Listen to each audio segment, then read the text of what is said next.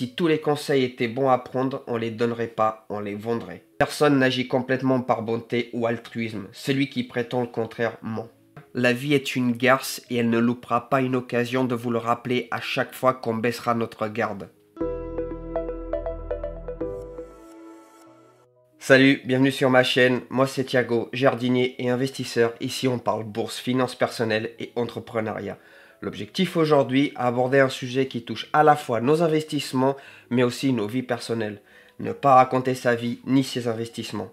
Pourquoi ? Parce que nous vivons dans un monde où l'envie et la jalousie sont omniprésentes. Beaucoup d'entre nous, parfois même sans s'en rendre compte, on se retrouve pris au piège de l'ego, de l'influence des autres et de la quête de validation sociale. Et à force de trop partager et de raconter notre vie, on peut se retrouver à tout perdre petit à petit sans même s'en rendre compte. Laissez-moi vous expliquer tout ça à travers 9 réflexions personnelles issues de mon expérience. Surtout, restez bien jusqu'à la fin et n'hésitez pas à apporter votre avis et votre expérience aussi dans les commentaires à la fin de cette vidéo. Première réflexion, il y aura beaucoup plus de monde à ton enterrement qu'à tes anniversaires.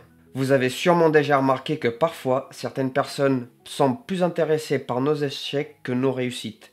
La référence intéressante à ce sujet vient de Nassim Taleb qui, dans Antifragile ou Jouer sa peau, faudrait que je l'y relise, il nous parle des effets pervers des gens qui profitent des faiblesses des autres pour se sentir plus forts. Ces comportements sont inscrits très souvent dans notre psychologie la plus profonde. Ils découlent de notre besoin de comparaison constante avec les autres, ce qui engendre des envies destructrices. C'est la dure réalité de la jalousie humaine, nous sommes des animaux, pendant longtemps la survie dépendait des ressources disponibles. La jalousie était alors un mécanisme adaptatif, un signal permettant de détecter une menace potentielle, notamment la concurrence pour des ressources limitées. Aujourd'hui, même si la survie n'est plus en jeu de la même manière, ce mécanisme perdure, transformant nos relations sociales en un terrain de rivalité où la réussite de l'autre peut être perçue comme une menace pour notre propre bien-être. Voici un exemple personnel. Il y a quelques années, ma voiture est tombée en panne. Je n'avais aucun moyen pour me rendre à mon travail qui était situé dans un endroit pas desservi par les transports en commun. J'ai demandé à des membres de ma famille, qui pour certains avaient jusqu'à 3 voitures, mais aucun n'a voulu m'en prêter. Lorsque, 2 mois plus tard, j'ai acheté en cash un cabriolet, un choix que j'admets plus que discutable, mais j'étais jeune et un peu impulsif, j'ai déclenché une réaction épidermique chez certains membres de ma propre famille. Pendant les 2 mois qui ont précédé l'achat de cette voiture, je faisais 5 heures supplémentaires par jour, tout en parcourant 60 km aller-retour à vélo pour me rendre à mon travail. Ce que certains ne comprenaient pas, c'est que j'avais choisi de ne pas rester dans la position où les autres attendaient que je sois, et qu'ils résolvent les problèmes à ma place. J'ai agi pour prendre le contrôle de ma situation. La jalousie dans ce cas était liée à mon changement de statut. Je passais d'une situation difficile à une réussite perçue, ce qui a perturbé ceux qui ne comprenaient pas que cette réussite venait de la sueur et de l'effort que j'ai pu fournir pendant ce temps-là. La deuxième réflexion, tout le monde te souhaite le bonheur, mais jamais qu'il soit plus grand que le leur.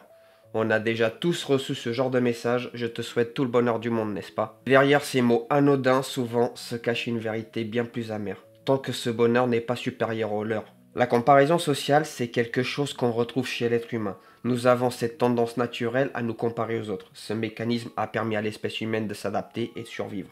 Et bien souvent, cette comparaison est source de frustration. Dans le contexte actuel avec les réseaux sociaux où se montrer sous son meilleur jour est la base, la meilleure manière de garder son bonheur intact, c'est de ne pas le montrer justement. Vivons bien, vivons cachés comme dirait l'adage. La troisième réflexion, si tous les conseils étaient bons à prendre, on les donnerait pas, on les vendrait. Un principe fondamental en investissement mais aussi dans la vie, si tout le monde avait réellement des conseils qui fonctionnent, ils ne seraient pas partagés gratuitement, ils seraient vendus.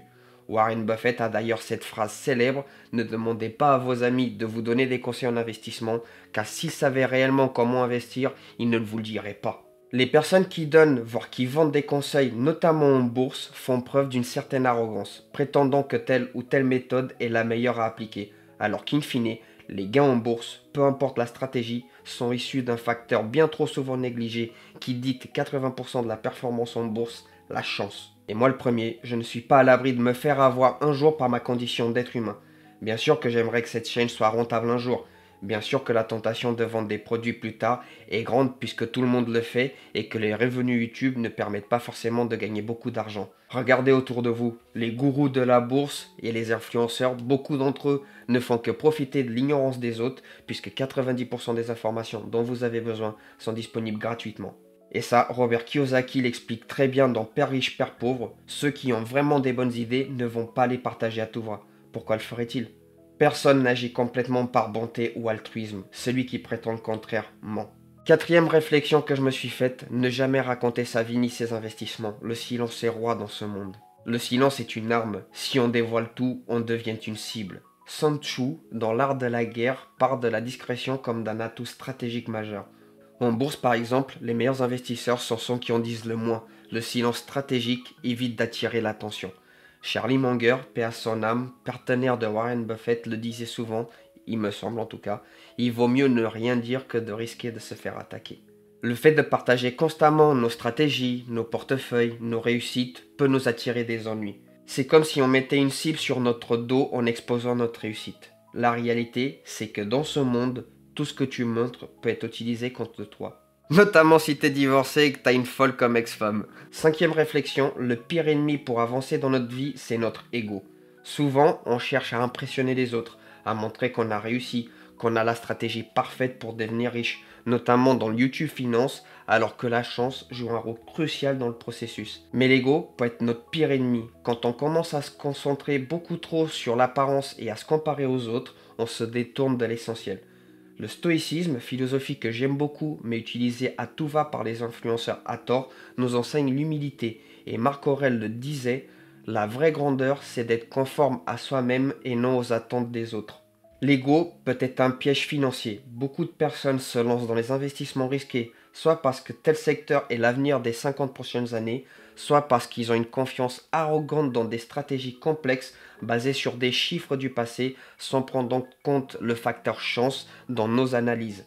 Quand on voit son ego prendre le dessus, nous devons être vigilants. Nassim Taleb appelle ça l'antifragilité. Ceux qui résistent le mieux aux coups de la vie sont ceux qui savent se détacher de leur ego. Aucun de nous n'est à l'abri, l'ego permet d'avoir confiance en soi. Mais si notre ego est démesuré, nous risquons de perdre gros au jeu de la vie et en bourse aussi. Sixième réflexion, la famille, même proche, peut s'avérer être un frein bien plus puissant que nos ennemis. Vous avez sans doute déjà entendu des conseils de votre famille, bien intentionnés certes, mais qui au fond veulent que nous maintenir là où nous sommes. La famille, même si elle veut notre bien, peut être un frein à notre épanouissement. La pression sociale et l'influence de l'entourage, y compris la famille, peut être plus forte que celle de tes ennemis. Les conseils protecteurs comme par exemple ça peut être dangereux, cela va te donner une situation financière instable, tu devrais prendre un CDI pour acheter ta maison, peuvent parfois vous maintenir dans une zone de confort, mais ce confort est bien souvent celui de la médiocrité. Les proches, même bienveillants, peuvent ne pas comprendre notre désir d'aller plus loin, surtout si cela met en lumière leurs propres insécurités. Sur un temps de bienveillance, nous pourrons passer à côté d'opportunités de s'élever socialement parce qu'on a écouté les bons conseils de nos proches, dont nous serons les seuls à devoir supporter le poids des regrets plus tard. Septième réflexion, il vaut mieux ne pas parler plutôt que de tendre le bâton pour se faire battre. Parfois, vaut mieux se taire. Le monde est beaucoup trop rempli de gens mal intentionnés pour se permettre de tout dire. Quand vous partagez trop de détails, que ce soit sur vos investissements, votre réussite ou vos projets, vous donnez aux autres l'opportunité de vous nuire. Il me semble que JP Morgan disait « Ne parle pas de ton argent, de tes réussites, ni de tes projets. Si tu le fais, tu te mets en danger. » Les gens autour de nous peuvent mal interpréter nos intentions et nos réussites et chercher à nous nuire. La huitième réflexion, être conciliant avec les autres, même son partenaire, peut être la meilleure façon de s'autodétruire. Mettre de l'eau dans son vin est parfois nécessaire, voire utile pour la cohésion sociale, mais il faut savoir tracer une ligne. La complaisance peut mener à l'autosabotage. Vous pouvez vouloir éviter la confrontation, soit parce que vous tenez à la personne en question, soit parce que vous ne voulez pas qu'elle se sente acculée par vos propres choix. Mais dans certains cas, si cela vous mène à des décisions qui peuvent vous nuire gravement, soit financièrement, soit psychologiquement, il faut savoir dire non, même si c'est à une personne qu'on aime. Personne n'est éternel dans nos vies, même nos parents. Si les choix qu'on vous force à prendre dans leur intérêt vous poussent dans une pente descendante, il serait judicieux d'avoir le courage, même si ce n'est pas facile, de dire non. Pour y arriver, on pourrait se poser cette simple question. Si je lui impose mon choix comme cette personne a l'habitude de le faire, est-elle capable d'être aussi conciliante que moi je l'ai été? En fonction de la réponse obtenue, vous devez juger et prendre la décision adéquate pour vous. Et neuvième et dernière réflexion, et sûrement la plus vulgaire, la vie est une garce et elle ne loupera pas une occasion de vous le rappeler à chaque fois qu'on baissera notre garde. Le plus grand piège de tous, c'est de baisser sa garde. La vie peut nous mettre à l'épreuve à tout moment. C'est ce qui explique Nassim Taleb dans Antifragile, il me semble. Ça fait longtemps que je les ai pas lus et vu que j'ai lu plusieurs de ses ouvrages, je m'y perds parfois. Plus on s'expose au risque, plus on doit être vigilant. La moindre négligence peut être fatale. La vie teste constamment notre résilience. Si on baisse sa garde, on s'expose à des imprévus. Rien ne se passe jamais comme on l'a prédit ou prévu. On ne doit jamais tendre le bâton pour se faire battre. Pour conclure cette vidéo, voici pourquoi même si je partage mon parcours et mes analyses en toute transparence, je ne vous révélerai jamais l'intégralité de mon patrimoine ni ce que je possède. Le silence est une arme dans ce monde où l'envie et la jalousie sont omniprésentes. Quand je vous partage mes choix d'actions, ce sont les vraies actions que j'achète et que je possède en portefeuille. Les suivis d'actions seront aussi vrais et vous saurez depuis combien de temps je les possède et pourquoi, mais je ne compte pas vous montrer les montants d'achat.